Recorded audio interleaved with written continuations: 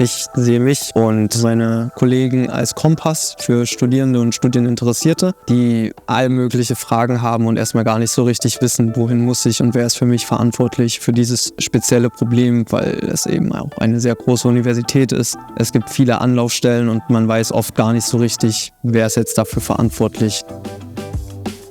Ich heiße Florian. Ich arbeite im Service Center Studium der TU Dresden und wir beraten Bewerbende und Studierende hier im Fritz-Förster-Bau. Das SCS ist eine erste Anlaufstelle für Bewerber, Bewerberinnen und Studierende, die Fragen rund zum Studium haben, zur Bewerbung eben auch. Wie sind hier die Behördengänge an der Universität? Wo muss ich hin? Welche Formulare muss ich ausfüllen? Wann sind die Fristen für Bewerbungen und so weiter? Ein Tag im SCS ist immer unterschiedlich. Heute zum Beispiel war ich einer der Ersten. Da schließen wir 8:30 Uhr die Türen auf, schauen, ob alle Materialien ausliegen, ob wir etwas auffüllen müssen.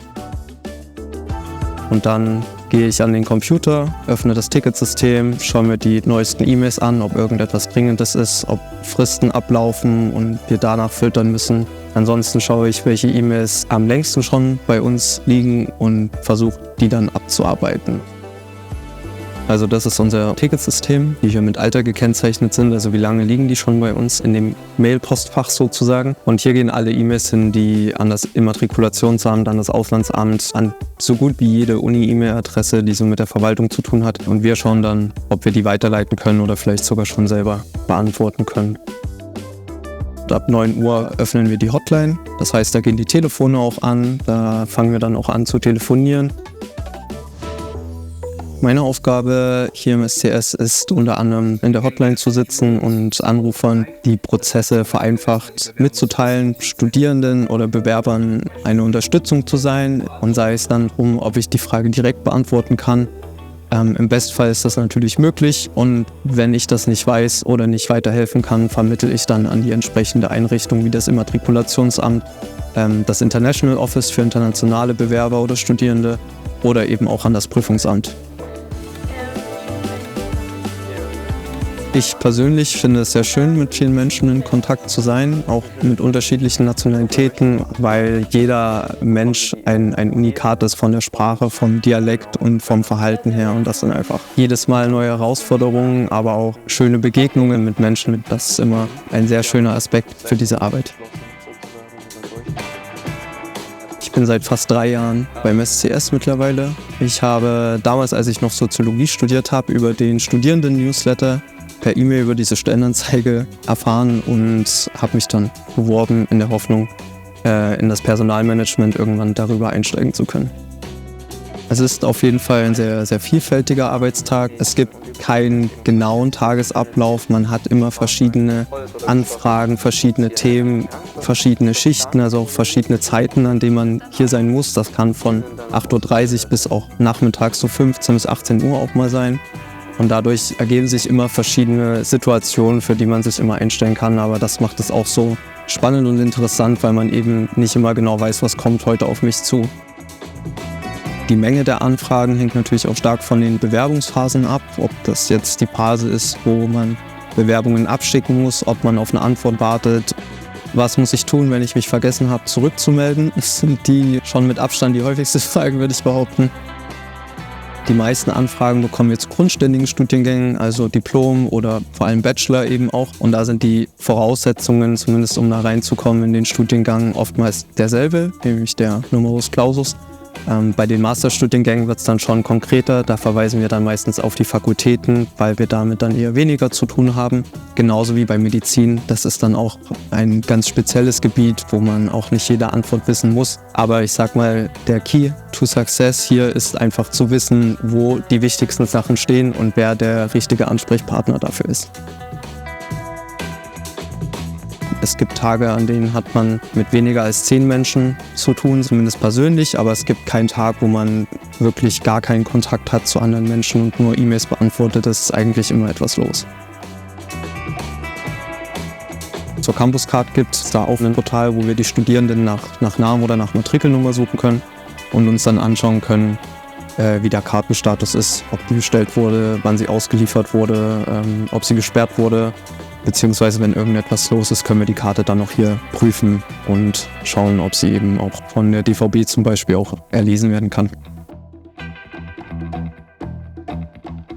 Wir sind vor allem für Bewerber, Bewerberinnen aus internationalen Ländern, aber natürlich auch aus Deutschland zuständig. Wir helfen aber auch auf jeden Fall immer unseren eigenen Studierenden, die ja schon eingeschrieben sind.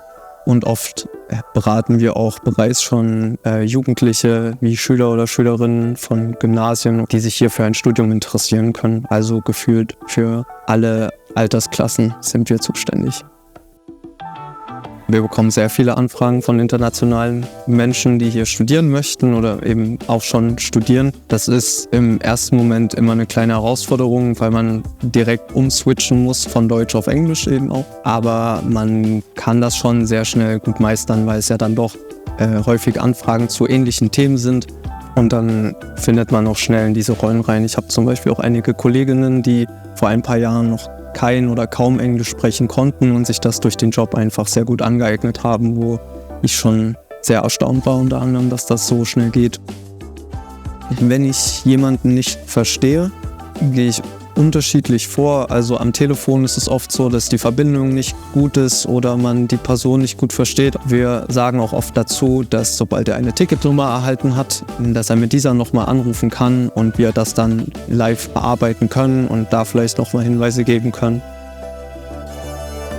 Wenn ich eine Antwort nicht weiß, dann frage ich in der Regel erst den Kollegen, der neben mir sitzt. Ansonsten fragt man dann eben entsprechend beim Immatrikulationsamt nach. Man ruft an, jetzt in dem Gebäude kann man auch vorbeigehen. In anderen Fällen, wenn jemand erreichbar ist oder man sich trotzdem nicht zu helfen weiß, kann man natürlich auch immer den Chef fragen. Und ansonsten verweisen wir dann immer auf unsere E-Mail-Adresse, dass wir das schwarz auf weiß haben und dann nochmal in Ruhe überlegen können, wo geht das jetzt hin, wer kann das beantworten, wer weiß zu helfen.